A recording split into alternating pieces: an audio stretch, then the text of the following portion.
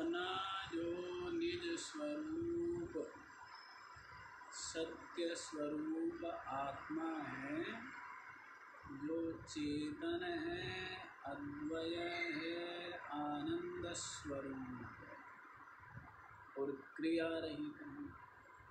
अब क्रिया है शरीर में, और शरीर की क्रिया से अपने आप की में क्रिया को स्वीकार करता है। क्रिया किसमें है? शरीर में है, इंद्रियों में है, प्राणों में है, मन में है, बुद्धि में है। आत्मा में क्रिया नहीं है, केवल चेतन चिन्मात्र साक्षी निरंतर ही विराजमान है, निरंतर ही विराजमान। आत्मा अनात्मा का ठीक ठीक विवेक हो जाने पर और अपने आप को आत्म रूप से अनुभव कर लेने पर ये जो अनात्मा जड़ है ये अपनी जगह बना रह जाता, ये अपनी जगह रहता। इसमें क्रिया होती रहे, विक्रिया होती रहे, वो किसमें हो रही है? क्रिया विक्रिया शरीर आदि उपाधियों में, आत्मा में नहीं है। तो आप जब ऐसा विवेक, जब ऐसी अनुभूति आपकी है, तभी आप ब्रह्म, तभी आप क्या है? समस्त दुख क्लेश बंधनों से मुक्त,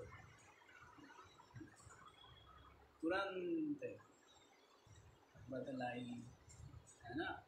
और अज्ञान के कारण से कैसे व्यामोह में पड़ा रहता है, विविध संकल्प करता है, विविध तृष्णा वासना चित्त में बनी रहती है, और उनकी पूर्ति के लिए देह में अभिमान रखता हुआ विविध कर्म शुभाशुभ कर्म करता है। उन शुभाशुभ कर्मों का फल भोग के लिए विभिन्न शुभाशुभ योनियों में जन्म लेता है और कष्ट पर कष्ट उठाता है। बड़े आश्चर्य की बात है, ये जो आपकी बुद्धि में घुंडी लगी हुई है, जो गांठ पड़ गई है, जो पहेली, जो अविद्या बनी हुई है, वो हट गई, वो हट जाए। ऐसा दिव्य ज्ञान जो तत्क्षण ही आपको निर्भय कर देने वाला, मुक्त कर देने वाला। लेकिन कोई कहे मैं मोह बनाए रखूं, लोभ बनाए रखूं, काम क्रोध में अपने चित्त को जो डुबाए रखूं, ऐसा व्यक्ति कदापि बंधन से, दुख से, जन्म मृत्यु से मुक्त नहीं हो सकता, कदापि, कभी भी। जो समस्त देह गेह पद पदार्थ की आसक्ति से रहित हो गया, जान गया है कि सब का सब जड़, दृश्य, अनात्मा, अशोभन, मलिन, विनाश युक्त, परिवर्तनशील है, और मैं तो शुद्ध चेतन सच्चिदानंद ब्रह्म हूँ, अविकारी। क्या हूँ? अविकारी चेतन। हम बताओ विकारी बनने में क्या लाभ है? हर क्षण रोना पड़ेगा ना, हर क्षण रोना नहीं पड़ेगा। विकार होगा तो दूध था, बड़े प्रसन्न थे, अब दूध में रख दिया, उबाला नहीं, तो क्या हो गया? विकृत हो गया दूध। कहते दूध खराब हो गया, रोते हो ना, क्यों? क्योंकि उसमें मैं मेरापन जो करेगा वो क्या करेगा, होएगा, क्योंकि उसमें तो विक्रिया स्वाभाविक है, होनी ही है। वैसे ये शरीर विकारी जो कुछ भी ये अनात्म दृश्य वर्ग है, सबका सब विकारी है, परिवर्तनशील है और नष्ट हो जाने। अब इसके जो आश्रय बैठा हुआ है उसको तो क्या होगा, उसका सहारा टूटेगा ही, छूटेगा ही, फिर बह जाएगा, फिर रोएगा। ऐसे सहारे को पकड़ो, अपना सहारा पकड़ो, यानी क्यों दूसरों के सहारे पकड़ता रहता है। स्त्री का सहारा जैसे पहले अपने माता पिता का सहारा पकड़े, फिर पति पत्नी का सहारा पकड़ेगा, फिर अपनी संतानों के सहारे पकड़ेगा, फिर मित्र है, पता नहीं किस किस के सहारे पकड़ता है। क्यों किसी के सहारे पकड़, क्या हो जाओ, सबके सहारे हो जाओ। क्या हो जाओ, सबका सहारा कौन है, चेतन है। सबको सहारा किसने दिया हुआ है, ये मन, ये बुद्धि, ये इंद्रिया, ये प्राण, ये शरीर किसके सहारे से टिके हुए, है ना। तो सबके सहारे हो जाओ, चेतन हो जाओ, जो कि आप वास्तव में हो, जो कि क्या है, वास्तव में है। ऐसे चेतन जहाँ पर क्लेश और दुख की पहुँच नहीं, शांत शोभन आनंद, पर जब तक बुद्धि मलिन है, जब तक बुद्धि विषयासक्त है, संसारासक्त है, देहासक्त है, तब तक ऐसी बुद्धि इस ज्ञान को समझने में असमर्थ है। क्या कुछ कठिन भी ज्ञान नहीं, कठिन है क्या, ज्ञान तो सरल है, कठिन तो आपकी जो कायरता, दुर्बलता, निर्बलता है ना चित्त की, उसने कठिन बनाया। जैसे कोई भी कार्य बलशाली है तो उसके लिए सरल है और निर्बल है उसके लिए कठिन हो जाता है। साधारण सा कार्य भी निर्बल के लिए कठिन हो जाता है। वैसे आपका चित्त क्या हो गया, निर्बल हो गया। इन जड़ पदार्थों की आसक्ति के कारण से कमजोर हो, इस कारण से ऐसा वो ये निश्चय इस ज्ञान को समझने में असमर्थ अनुभव करता है। सरल सी बात है, कोई कठिन बात नहीं। सत्य की स्वीकृति, यथार्थ ज्ञान, सही सही पहचान, ये अनात्मा, आत्मा जो है चेतन अलग है, इतना ही तो ज्ञान।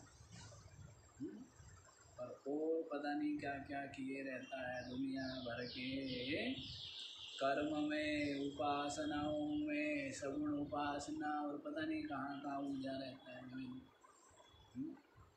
यही काल्पनिक ठीक है, मन को स्थिर करने के लिए आरंभ में ठीक है, अन्यथा इन काल्पनिक जो देव है, ईश्वर है, इनकी ही अर्चन पूजन में, वंदना में लगा रहता है, चेतन को भूल जाता है। इसलिए बार बार क्या होता है, जड़ को पूजेगा तो क्या बनेगा, जड़ ही बनेगा बार बार।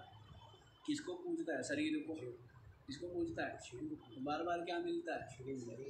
अब चेतन को पूजोगे तो क्या हो जाओगे, चेतन हो जाओगे, फिर जड़ मिलेगा। अब पूजते किसको आप, जड़ को पूजते हो। शरीर का पोषण, इंद्रियों का पोषण है, विषयों का सेवन, तो क्या बनोगे, जड़ नहीं बनोगे, जड़ ही बन जाओगे। चेतन बनना है, चेतन की पूजा करो, चेतन जो साक्षी, जो क्या है, साक्षी है, शिव रूप है, जो आत्मा है, ब्रह्म रूप है, वह मैं हूँ ऐसा जो निश्चय है। और यही जो अनुभव अनुभव तो निरंतर ही हो रहा है। अनुभव हो किसका रहा है? बार बार बताया, पंखा चल रहा है इसका मतलब, बल्ब जल रहा है इसका मतलब, कूलर चल रहा है इसका मतलब, फ्रिज चल रहा है इसका मतलब क्या है? बस। तो वैसी आंखें देख रही इसका मतलब चेतन है, कोई देखने वाला है। सुन रहे हैं इसका मतलब कोई सुनने वाला है। सूंघ रहे इसका मतलब कोई बोल रहा है, इसका मतलब कोई बोलने वाला है ना। चख रहा है इसका मतलब कोई तो कोई है ना। तो वो कोई कौन है? उसे चेतन को देख लो, चेतन ही चेतन है। क्या है? चेतन बोध चिन्ह मात्र साक्षी ज्ञान अनुभूति स्वरूप ही तो निरंतर है। अब इसको क्या करो, पहले कहते एकांत में आंखें बंद करके समाधि लगाओ। ठीक है, हाँ लगानी पड़ेगी। जो स्थूल बुद्धि वाले हैं, संसार का ये अध्यास जिनको दृढ़ है, उनको क्या करना चाहिए?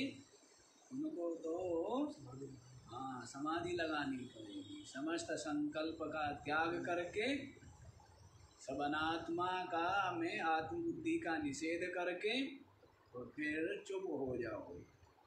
और फिर जो साक्षी रूप धीरे धीरे आपके अनुभव में उस साक्षी भाव में विराजमान हो जाइए। ये अभ्यास करना चाहिए साधक। और जिसकी बुद्धि अमल है, निर्मल है, तो उसको तो स्पष्ट ही ये अनुभव में आता ही है। चेतन ही तो है, सब दिख ही रहा है स्पष्ट। ये जड़ दिख रहा है ना स्पष्ट। शरीर जड़, इंद्रिया जड़, प्राण जड़, मन जड़, बुद्धि जड़, स्पष्ट ही दिख रहे हैं। और इनसे भिन्न चेतन साक्षी वो स्पष्ट ही है। मैं बस वो साक्षी मैं हूँ। और मूढ़ता के कारण से अपने को इस जड़ के साथ में मैं जोड़ लिया। यही अज्ञानता है। और इतना छोटा सा ज्ञान देना था, और इतने वेद पुराण और पता नहीं क्या क्या रच दिए। बात इतनी सी बतानी थी, हैं? सबको अब क्यों रचे? अब उसमें आने को कारण हो, रचने के भी बहुत कारण होते हैं। कई जगह करुणा कारण है, तो कई जगह जो है अपने विद्वता का, ज्ञान का, अभिमान का, अहंकार का प्रदर्शन भी है। ऐसे भी बहुत ग्रंथ लिखे, बहुत थोड़े ग्रंथ तो ऐसे लिखे गए जो करुणा से युक्त होकर। क्योंकि ये जो लोक वासना है ना, इसका जो व्यामोह है वो बहुत दूर तक पीछा नहीं छोड़ता। समझे? लोक वासना जो है ग्रंथ रचो, हैं, जिससे कि सब लोग विद्वता को स्वीकार करें और उससे क्या हो, हमारा वैशिष्ट्य बना रहे। वही आ गया ना जीव भाव, हमारा नाम बना रहे, हम एक अलग पथ प्रदर्शक हैं, पंथी ग्रंथी, और ये बन जाएंगे। तो ये जो लोक वासना है ये पीछा नहीं छोड़ती है। अधिकतर तो इसने करा रखा है सब कुछ। इस संसार में प्रवृत्ति देह वासना, शास्त्र वासना, लोक वासना से ही अधिक है। जो केवल देहे धारण निमित्त या आत्म कल्याण के निमित्त अधिक प्रवृत्ति की आवश्यकता नहीं है।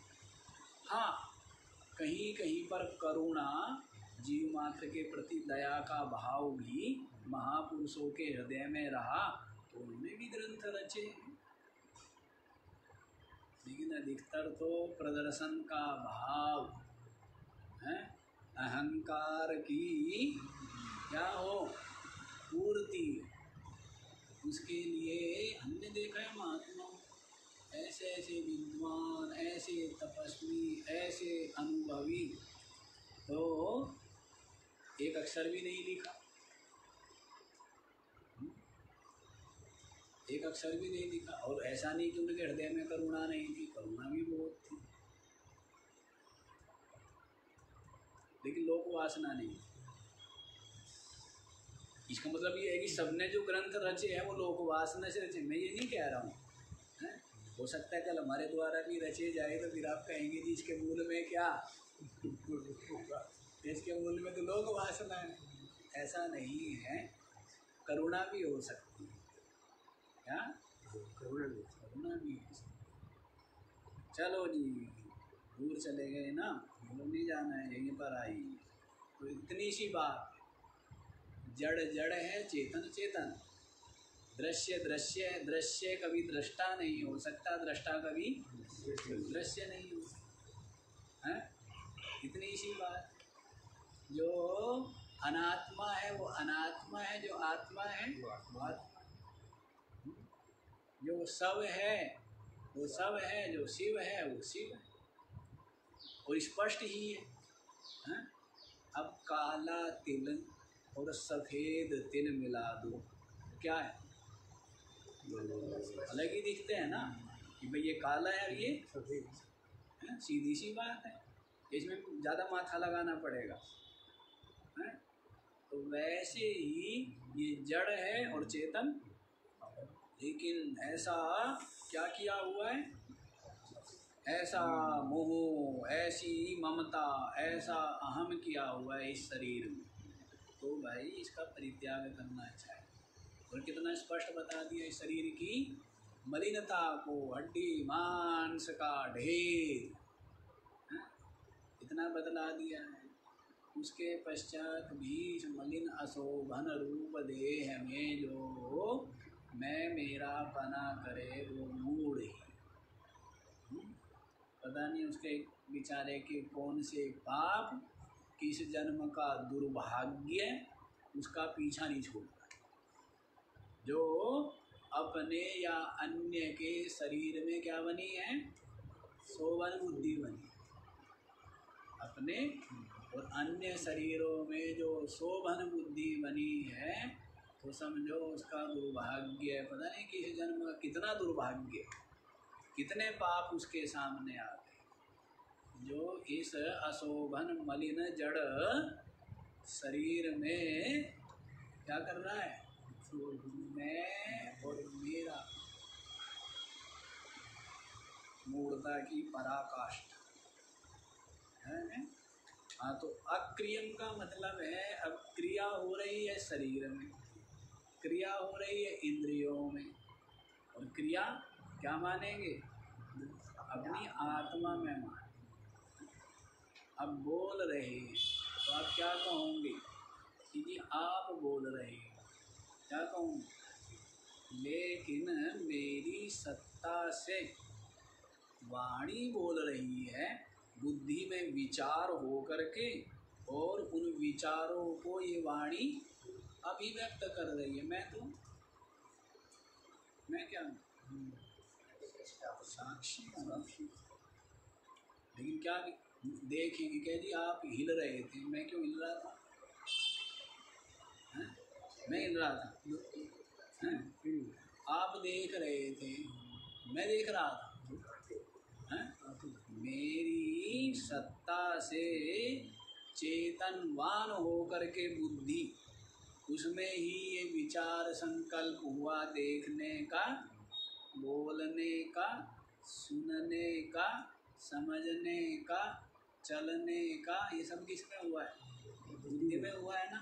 और बुद्धि की प्रेरणा से इंद्रियां यथावत व्यवहार कर देती है। मैं क्यों घिसट हुई इनके साथ, घिसट रहे हो ना आप, घिसटना जानते हो आप लोग, नहीं जानते, ऐसे घिसट रहे हो आप, बताओ कैसे, जैसे किसी ने आपको रेलगाड़ी के पीछे बांध दिया है, तो क्या होंगे, बताओ आराम मिलेगा क्या होगा, तो वैसे ही घिसटता रहता है शरीर के पीछे, इंद्रियों के पीछे क्या हो रहा है, घिसट रहा है, जबकि घिसटना नहीं है, इनसे क्या है, साक्षी। समझ आई बात, क्या है, साक्षी। ये सब क्रियाएं किसमें, उपाधि, इसमें उपाधि बात, शरीर आदि उपाधियों में है, मुझ आत्मा में नहीं।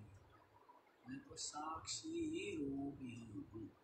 विचार बुद्धि में है, शांत अशांत, प्रसन्नता खिन्नता, ये सब मन बुद्धि में। और ये जो चंचलता आदि ये भी मन में और इंद्रियों में है। और ये जो क्रिया कर्म उनका भोग ये सब शरीर में है। और मैं तो केवल सत्ता मात्र साक्षी। स्पष्ट ही नहीं, स्पष्ट ही है। पर किसको देखे? जब आंखें खराब हो गई है और सूर्यदेव उदित है, प्रकाश ही प्रकाश है, लेकिन आँखों में दोष होने से दिखता है क्या? नहीं दिखता है। तो दोष किस में हुआ? वैसे ही जड़ अलग है और चेतन अलग है, स्पष्ट ही है। लेकिन बुद्धि की मलिनता के कारण से, बुद्धि की मंदता के कारण से, मलिनता के कारण से, राग के कारण से स्पष्ट नहीं दिखता। जड़ दृश्य इससे भिन्न, चेतन साक्षी अलग। चलो जी, इसको समझिए। और अब आप अहम पदार्थ का ही निरूपण सुन रहे। देख लिया है संपूर्ण रूप से ये जो दृश्य है ये मिथ्या ही, ये अहम पदार्थ नहीं हो सकता, मैं नहीं हो सकता। क्यों? क्षणिकत्व दर्शनात्। इन सब में क्या देखी गई है? क्षणिकता। और मैं में क्या देखी गई है ना? मैं क्या है? मैं अक्षर है और ये सब के सब क्षर है। ये क्षणिक है और मैं क्या है? नित्य है। ये परिवर्तनशील है और मैं क्या है? अपरिवर्तनशील। मैं शरीर बदल गया, इंद्रियां बदल गई, प्राण बदल गए, मन बुद्धि बदल गई, है ना? मन बुद्धि बदल गई है, विकास हो गया इनका, है? चिंता भय से युक्त या इनसे रहित हो गई है। लेकिन मैं क्या रहा? मैं तो ज्यों का त्यों, जो बाल्यावस्था में भी था, इस शरीर की युवावस्था में भी, वृद्धावस्था में भी, और शरीर छूटने के बाद भी, और शरीर मिलने के पहले भी। क्या मैं जो है एक रस, और ये सब के सब क्षणिक, हर क्षण परिवर्तन। इसलिए मैं नहीं हो सकते। जानामि अहम सर्वम इति प्रतीति। और क्या है? ये प्रतीति होती है ना, क्या मैं सब कुछ जानता हूँ। बाल्यावस्था में जो रोग हुआ, जो भय लगा, जो आनंद लिया, खेले कूदे खाए पिए, उन सबको युवावस्था में जो क्या है? चंचलता है, भाग दौड़ है, शरीर उपार्जन है, देह उपार्जन के निमित्त जो धन का उपार्जन करना है, देह रक्षण के लिए जो किया है, हाथ पैर मारे हैं, नेपाल गया जी, अमेरिका गया जी, हैं, वहाँ उड़ा जी, सब किसके लिए? रोटी कपड़ा मिल जाए, क्या मिल जाए? रोटी कपड़े के लिए क्या क्या किया? इतना उछला, यहाँ से छलांग लगाई और कहाँ? अमेरिका जाके पड़ा, है? इतनी बड़ी बड़ी छलांगे लगाई। कभी समुद्र में इतने गहरे उतर गया, कभी पहाड़ पर इतने ऊपर चढ़ गया, कभी आकाश में मंगल पर पहुंच गया। सब किसके लिए? हैं? क्या हो जाए? ये रोटी कपड़ा मिले, इसी के लिए तो है, और किस लिए? इसके लिए करता रहा इतना। तो वो सब युवावस्था का जो इतना ज़्यादा नाटक किया, जो भागदौड़ की, जो कष्ट पाया, क्लेश भोगा, उन सबको भी जानने वाला है ना, जानने वाला। वृद्धावस्था में जो शरीर की असमर्थता को, इंद्रियों की शक्तिहीनता को, और जो युवा आदि के द्वारा होने वाले अपने तिरस्कार को भी जानने वाला है। जो क्या है? अरे बूढ़े हैं, बूढ़े क्या है? ये बूढ़े हैं, रहने दो, इनसे नहीं होगा, ऐसे तिरस्कार करते हैं ना। तो बूढ़े हैं, इनको अब खोपड़ी अकल नहीं, हाँ खोपड़ी अकल नहीं, खोपड़ी काम नहीं कर, घिस गई है, जितनी घिसनी थी घिस गई। इसको भी जानने वाला जो जानने वाला है वो सब जान रहा है ना।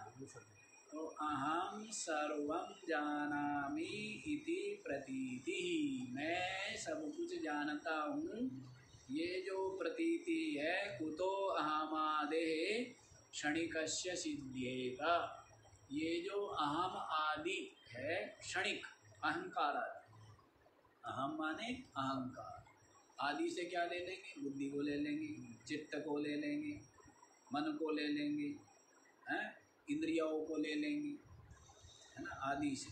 तो ये सब के सब क्या है? क्षणिक क्या है? हर क्षण परिवर्तन हो रहा है ना, हर क्षण बदल रहे हैं। आपकी मन, आपकी बुद्धि है, आपका अहंकार कभी सात्विक है, कभी क्या है? राजसिक, कभी तामसिक है। अरे वो तो इतना बड़ा भक्त था, उसने ऐसा कृत्य कैसे कर दिया? क्या वो तो क्या है? अहंकार, अंतःकरण में क्या थी? सात्विकता का अतिरेक था। तो बड़ा कीर्तन करता था, बड़ा भक्ति भाव में विभोर हो जाता था, देह की सुध बुध भूल जाता था। और उसने क्या किया? उसने तो ये हत्या कैसे कर दी, ये अपराध कैसे कर दी? तो क्या है? उस समय अंतःकरण में पूजा पाठ कीर्तन के समय क्या हुआ? सात्विकता का अतिरेक, मस्त है। और जब उसने क्या किया? हत्या की, उस समय उसके अंदर तमोगुण का अंतःकरण में अतिरेक, क्रोध का अतिरेक होने से ऐसा कृत्य कर दिया। तो ये क्या है? बदलते रहते हैं ना अंतःकरण, क्या होते हैं? बदलते रहते हैं अंतःकरण। तो मन, बुद्धि, अहंकार, चित्त, इंद्रिया, ये सब के सब क्या? क्षणिक है, क्षण में कुछ और क्षण में कुछ। इस क्षण कुछ है और अगले क्षण कुछ और है। तो ऐसे जो क्षणिक अहंकार आदि है, उनको ये प्रतीति नहीं हो सकती कि मैं सब कुछ जानता हूँ। हो सकती है क्या? नहीं हो सकती। इसको हो सकती है क्या? जो स्वयं शाश्वत हो, नित्य हो, उसी को ही प्रतीति होगी ना। जो क्षणिक है, पहले तो अहंकार किसमें था? एक माटी का खिलौना है, बच्चा है, उस बच्चे का माटी के खिलौने में क्या है? अहंकार है, मैं मेरा बना। और अब क्या हो गया? वो बड़ा हो गया, अब कोठी, बंगले, फैक्ट्री, अब उसका अहंकार दौड़ी में गया, इतना बड़ा हो गया।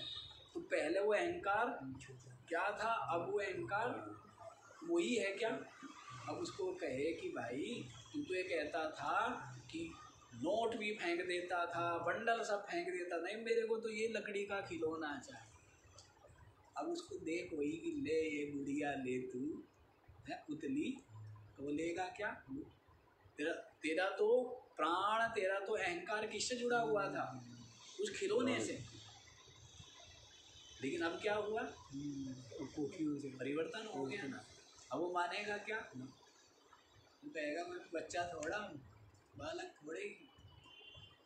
तो वैसे ही ये तो स्पष्ट ही है कि अहंकार, बुद्धि, मन, चित्त ये सब क्या है? क्षणिक है।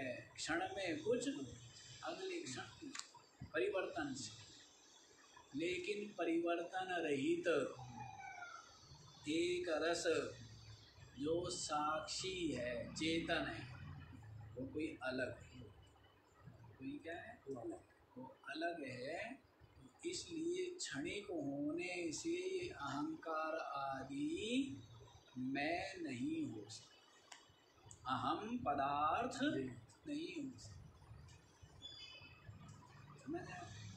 क्षणिक होने से, क्योंकि शाश्वत नित्य कोई अहम पदार्थ है जो सब जान रहा है, सबका जानने वाला, ज्ञाता, प्रकाशक, चेतन, ज्ञान रूप कोई तत्व है, वही अहम पदार्थ का क्या है? हाँ, लक्ष्य। अहम इस पद का वही अर्थ है। तो क्या है अहम इस पद का अर्थ? चेतन। क्या है? चेतन, साक्षी।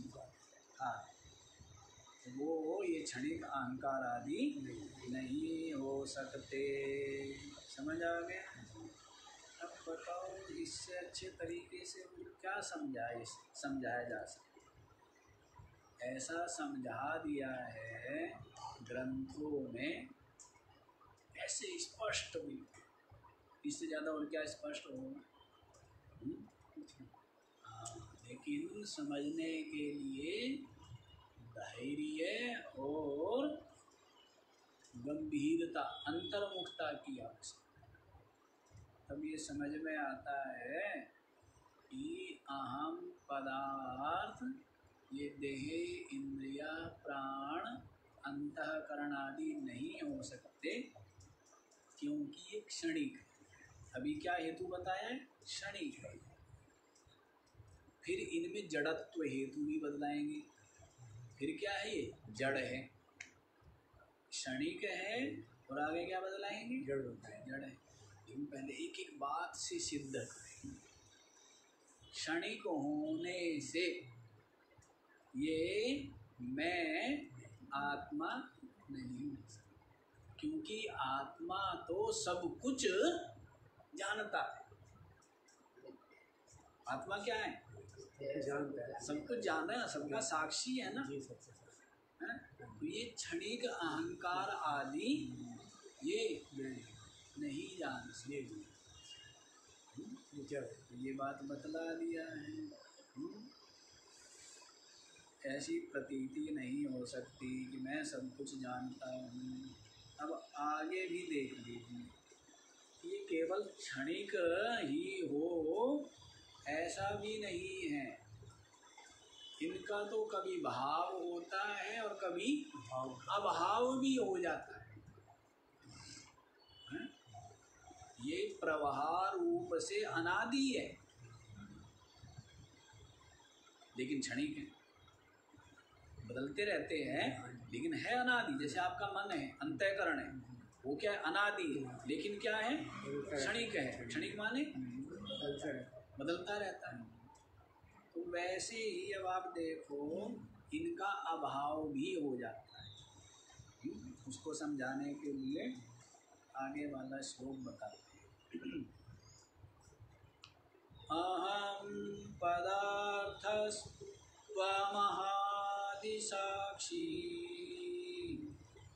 नित्यं सुषुप्तावपि भावदर्शनात् ब्रूते यजो नित्य इति श्रुति स्वयं तत्प्रत्यगात्मा सदसद्विलक्षणः अहम पदार्थः तु अहमादि साक्षी साक्षी नित्यं नित्यं सुषुप्तौ सुसुप्तो अपि अपि भावदर्शना भावदर्शना ब्रूते भूते हि अजः हि अजः नित्यः नित्यः इति श्रुतिः इति श्रुतिः स्वयं स्वयं तत्प्रत्यगात्मा तत्प्रसत्तात्मा सद असद विलक्षणा सद्विलक्षणः अहम पदार्थः तू माने किंतु अहम पदार्थ जो है वो अहम आदि साक्षी अहंकार आदि का क्या है साक्षी मैं जो पदार्थ है अहम इस पद का अर्थ क्या है चेतन मैं जैसे संस्कृत में अहम क्या एक पद है संस्कृत में क्या बोलते हैं इसको पद बोलते हैं अक्षर जैसे है शब्द को मिलकर शब्द समूह जिसका अर्थ होता है वो क्या हो गया जो अक्षर समूह है जिसका कुछ अर्थ होता है वो क्या होता है शब्द और उस शब्द के जब विभक्ति आ जाती है तब वो बन जाता है पद तब क्या बन जाता है तब पद बन गया जैसे क्या कैसे बताए आपको जैसे तत्पद है मान लीजिए और तत् का क्या बन जाता है स तत् का क्या बनता है स तौ ते तो तत् तो है शब्द और पद क्या बन गया सा उसमें विभक्ति आ गई प्रथम विभक्ति का एक वचन स तौ ते ऐसे तो वैसे ही ये जो अहम है ये क्या है अस्मद शब्द तो इसका क्या बन जाएगा पद बन गया अहम पद हो गए तो अहम पद का जो अर्थ है वो क्या है चेतन साक्षी तो वो तो क्या है अहम आदि साक्षी ये जो अहंकार आदि है इनका साक्षी मैं चेतन आत्मा ये मन बुद्धि अहंकार चित्त इंद्रिया इन सब का क्या साक्षी अंतःकरण और अंतःकरण की जो धर्म है इन सब का साक्षी अलग ही जो स्वयं ज्योति स्वयं ज्ञान स्वरूप जो अंतःकरण में जो ज्ञान रूपता है वो कहाँ से आई है मुझे चेतन का जो चिद रूपता है ज्ञान रूपता किस में आ गई जैसे सूर्य का ही प्रकाश सभी वस्तुओं में प्रकाशित हो रहा प्रकाश किसका है अब सभी वस्तुएं चमक रही है तो सब में प्रकाश किसका है वैसे ही आत्मा का जो सद घन चिद घन आनंद घन है वो सभी वस्तुओं में प्रतिबिंबित हो रहा है अंतःकरण में जो सदरूपता है वो किसकी है अंतःकरण में जो चिद रूपता है किसकी है अंतःकरण में जो आनंद रूपता है वो किसकी है ना वो क्या हो रही है प्रतिबिंबित हो रही है जैसे सूर्य का प्रकाश आभास सब में प्रतिबिंबित हो रहा है भाषित हो रहा है इसी प्रकार ये तो जड़ है लेकिन जड़ होते हुए भी क्या है चेतनवत प्रतीत हो रहे हैं तो इनमें चेतनता चेतन की इनकी स्वयं की नहीं स्वयं तो जड़ है अंतःकरण में जो ज्ञान रूपता है, ज्ञान गुण है, वो किसका है? आत्मा। और इंद्रियों में जो विषय ग्रहण की जो शक्ति है वो किसकी है? अभी आत्मा की अब पंखे में हवा करने का जो सामर्थ्य है किससे? बिजली से। और बल्ब में जो प्रकाश करने का सामर्थ्य है वो किससे? बिजली से। वैसे ही फ्रिज में जो ठंडा करने का सामर्थ्य है किससे? वैसे ही जैसी उपाधि होगी वैसा ही कर्म करो। तो अपनी चेतन आत्मा की सत्ता से अंतःकरण में क्या है? ज्ञान योग्यता है।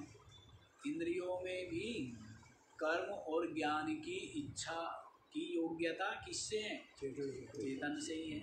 और इस शरीर में भी जो कर्म करने और कर्म फल का भोग करने की जो योग्यता है वो किससे? चेतन से है ना? चेतन अलग ही, चेतन साक्षी अलग। इसको समझना चाहिए। ये अहंकार आदि जड़ है, क्या है? जड़, दृश्य है। और आत्मा जो है वो इनसे भिन्न, इनका साक्षी, वही अहम पदार्थ, अहम आदि साक्षी। अहंकार आदि का जो साक्षी कौन है? आत्मा। वही मैं हूँ, वही तू है। वही क्या है? जो साक्षी है इन अहंकार आदि का, वह मैं आत्मा चेतन। बात को समझ लीजिए। बाकी चीजें भूल जाओ तो कोई चिंता वाली बात नहीं। बाकी चीजें भूल जाए तो कोई बात नहीं। महाराज ये कैसे भूल जाए? 2 करोड़ उसको दिए हुए, 10 करोड़ उसको दिए हुए, 20 करोड़ उसको दिए हुए हैं। आपका ज्ञान भूल जाए भले ही हम हैं, हमें क्या करना है इसका? ये कोई भूलने की बात थोड़ा है। आप कह रहे भूल जाओ, क्या मिल जाएगा? याद रख के ये 10 करोड़ आए या 10 करोड़ दूसरे के पास भी रह गए और तेरे प्राण, शरीर के प्राण निकल गए, तब क्या हुआ? हैं?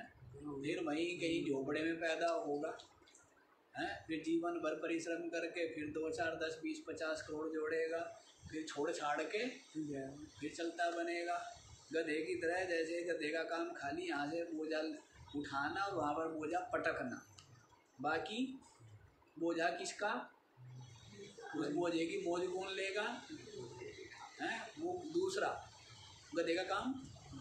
तो इसका काम तो क्या है? उस जन्म में 100 करोड़ कमाए थे, इस जन्म में 1000 करोड़ कमा दिए, अगले जन्म में 20,000 करोड़ कमा दिए, लेकिन चलता बना और बार बार पैदा होता रहा कंगाल बन के। बार बार क्या होता रहा? ये स्थिति है उनका। क्या ये चीज़ नहीं भूलनी चाहिए। बाकी चीज़ें भूल जाए क्या? ये बात याद रखनी चाहिए क्या? कि मैं साक्षी, मैं चेतन। और बाकी बातें तो सारी भूल जाओ तो ज़्यादा अच्छा।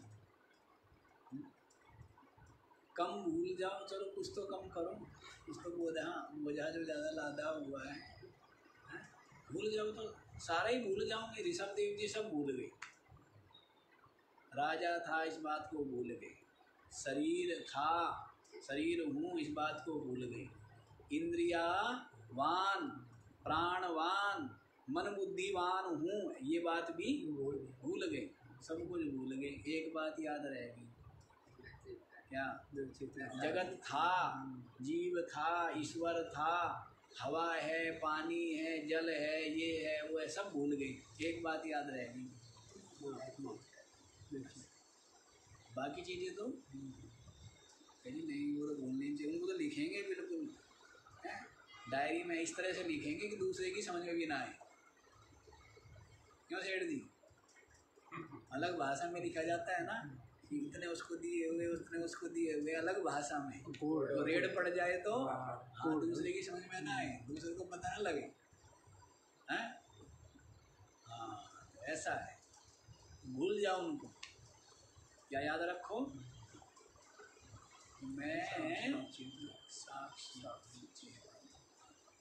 उसको पा लिया आपने, ये आपका जन्म सार्थक हो गया, जीवन सार्थक हो गया, मनुष्य शरीर धारण करना सार्थक हो गया, है ना, सब कुछ सार्थक।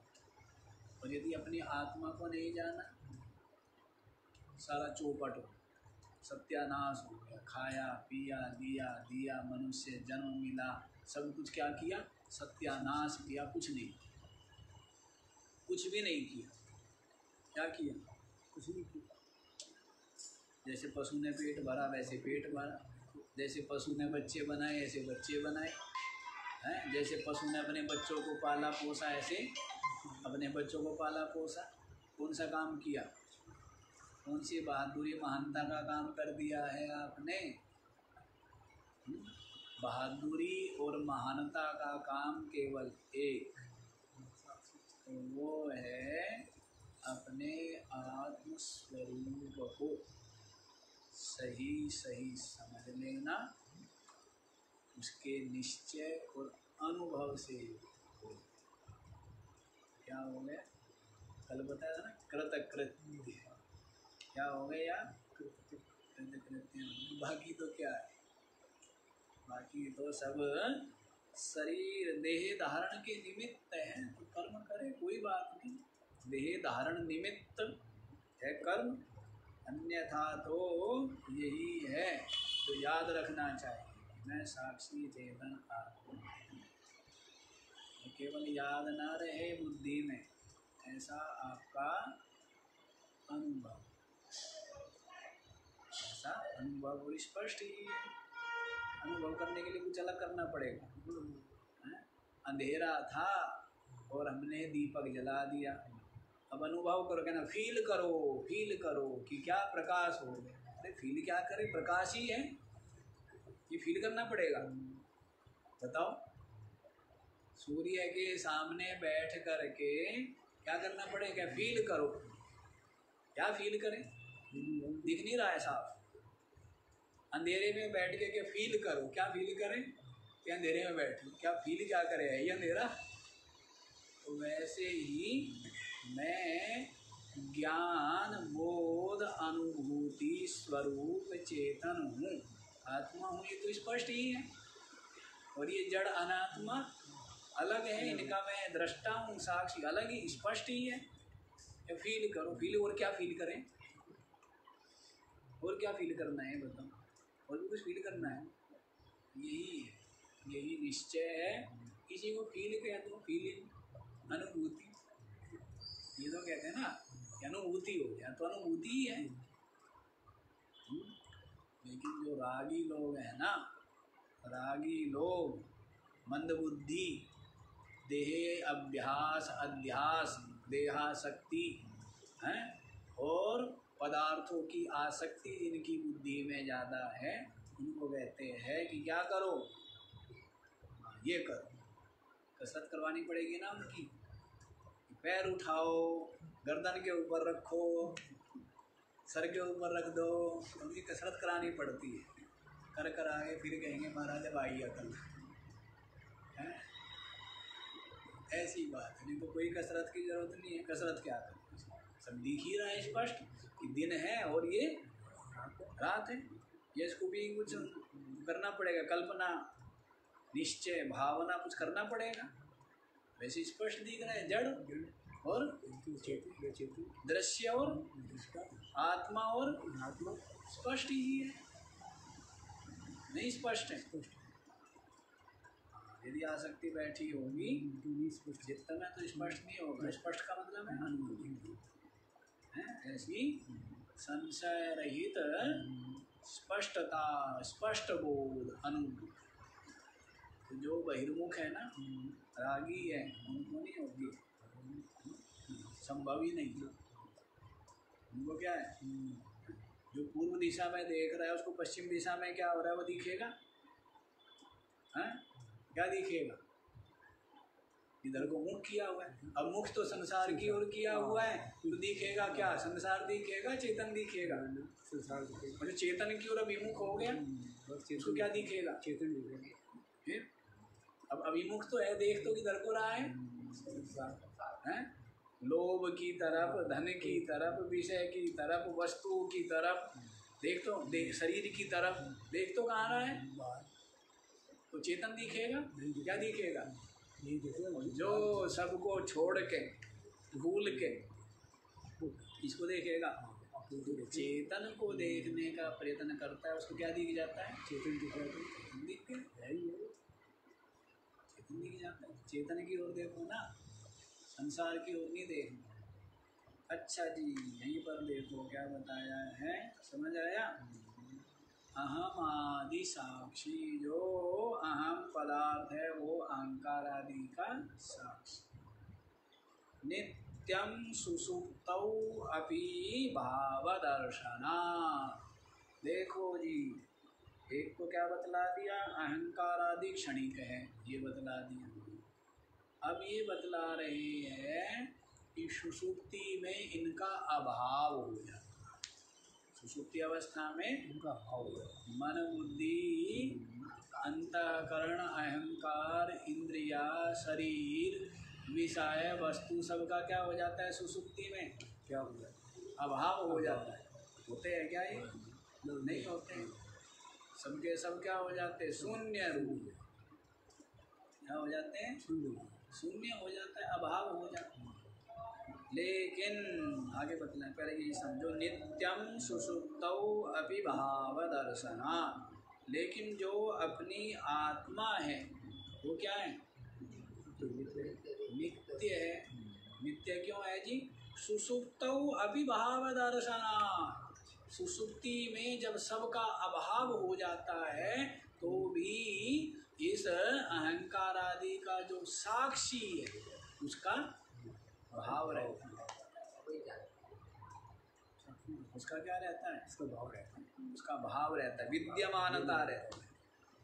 वो साक्षी रूप से बना रहता है। जागृत का भी साक्षी, स्वप्न का भी, और सुषुप्ति अवस्था का भी। जब सबका अभाव हो गया है उसका भी जो तीनों अवस्थाओं का साक्षी आत्मा है। और ये आपके अहंकार आदि है, इनका क्या हो जाता है? कभी भाव है तो कभी अभाव है। इसी कारण से क्या है? क्षणिक है, परिवर्तनशील है, और क्या हो जाते हैं? विलय हो जाते हैं। और ज्ञान हो जाए तो नष्ट भी हो जाता है। ज्ञान हो जाता है तो नष्ट हो जाते हैं। जैसे घड़ा फूट जाता है, घटाकाश महाकाश में भी है। वैसे ही ये उपाधि में मैं मेरापन न होने से, तादात्म्य न होने से उपाधियां खंडित हो जाती। शरीर पांच तत्व, ये अपने पांच तत्व मिल जाते हैं।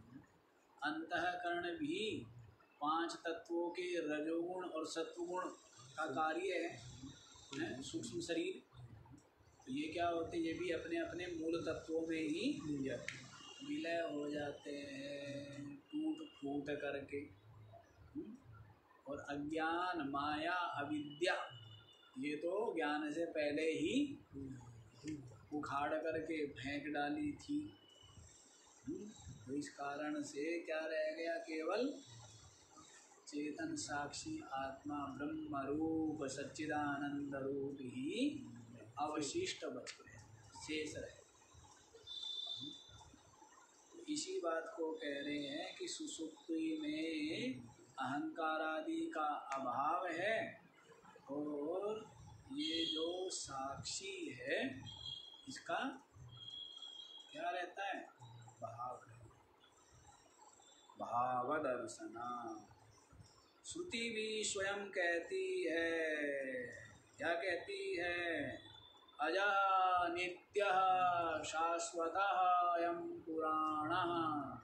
ये स्मृति वचन है, गीता जी का हो गया ना। अजो नित्यः शाश्वतोऽयं पुराणो न हन्यते हन्यमाने शरीर। श्रुति का ही हुआ ना ये? गीता में ये कठोपनिषद का है।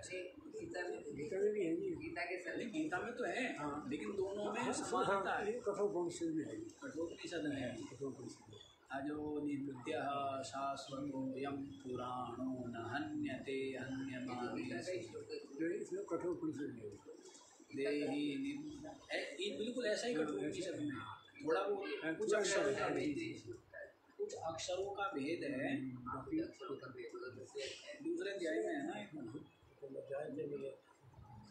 न जायते म्रियते,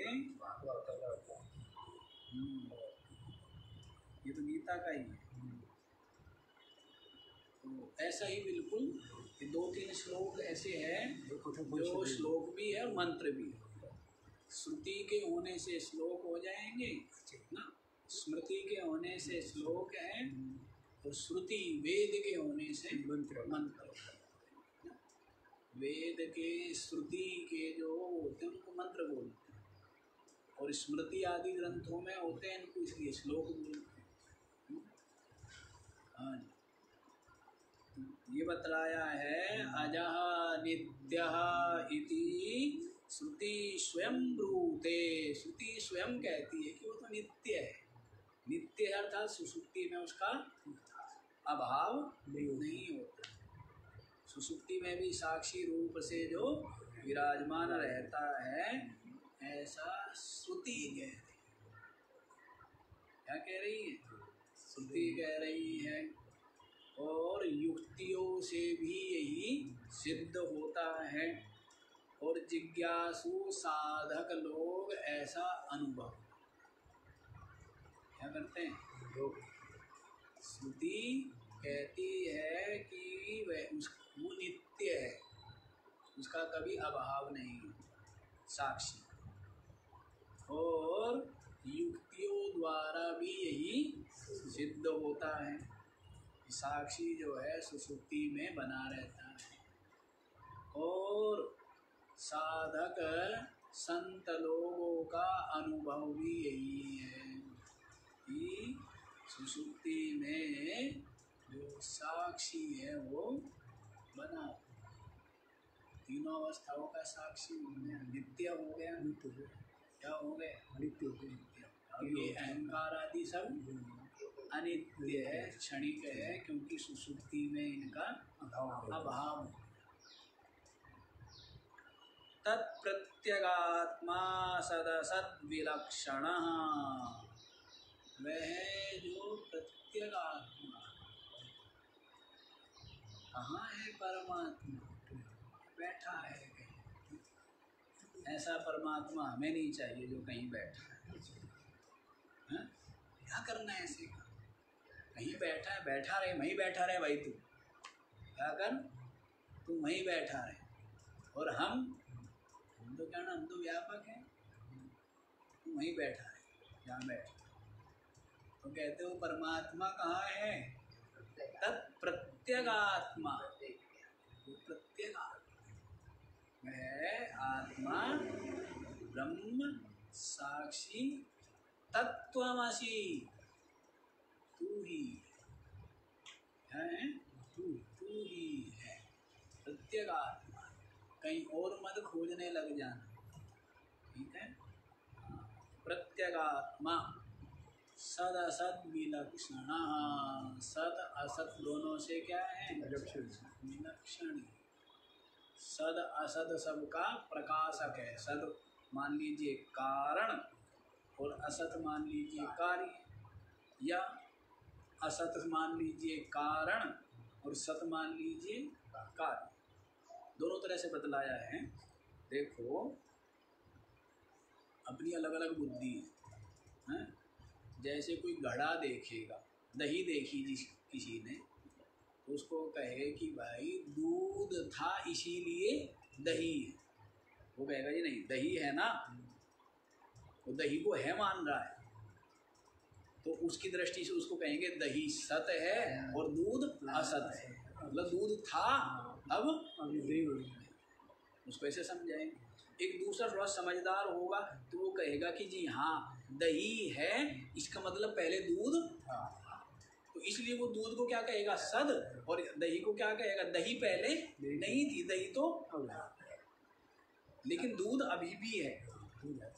दूध क्या है, दही रूप में है ना, लेकिन दही दूध रूप में नहीं।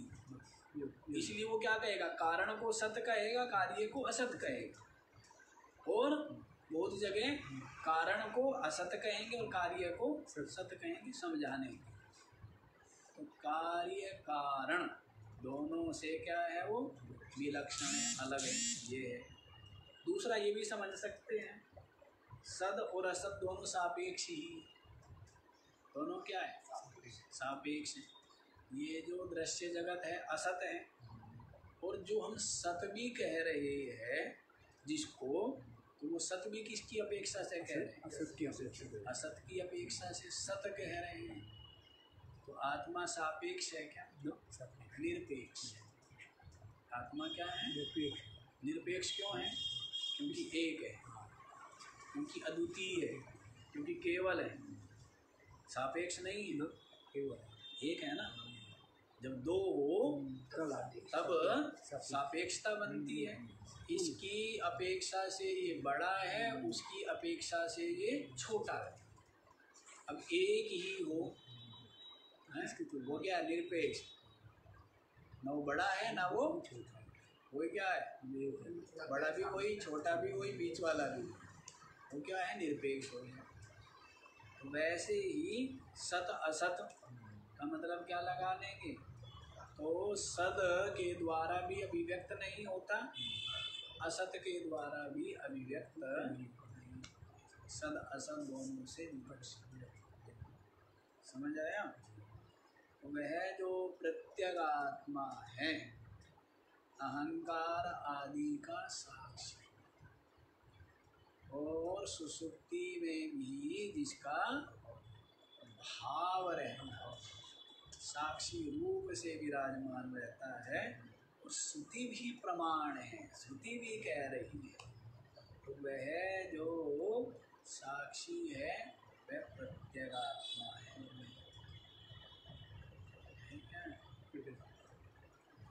यही यथार्थ ज्ञान, सत्य ज्ञान, और इस ज्ञान को स्वीकार करके जीव